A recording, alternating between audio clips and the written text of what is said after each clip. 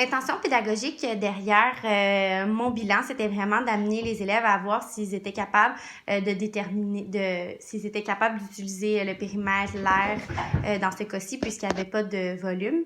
Donc, de voir s'ils sont capables de travailler avec ces mesures-là, s'ils comprennent c'est quoi, qu'est-ce que ça veut dire l'air, qu'est-ce que c'est le périmètre, donc de trouver surtout des données manquantes. J'ai pas nécessairement pris le bon moyen pour obtenir ce que je voulais, puisque je leur demandais souvent de juste calculer l'air, calculer le volume, trouver le périmètre. Je leur ai jamais donné les mesures, puis ensuite ils devaient trouver... je leur ai jamais donné, l'air ou le volume, puis après ils devaient me trouver les mesures. Donc, c'est peut-être cette petite chose-là qui me manquait.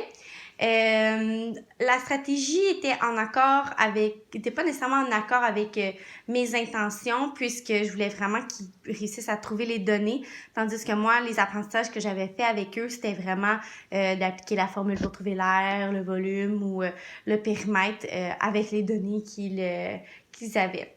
C'est sûr qu'une situation comme ça m'était jamais arrivé que la plupart des élèves de la classe ne comprennent pas le problème. Habituellement, je suis capable de cibler les élèves qui sont plus en difficulté, donc je vais les voir. Mais là, je voyais vraiment que des élèves qui étaient plus forts comprenaient pas non plus le but du problème. Donc, c'est sûr que ça m'a pris beaucoup par surprise et je m'attendais pas à cette incompréhension-là de la part des élèves.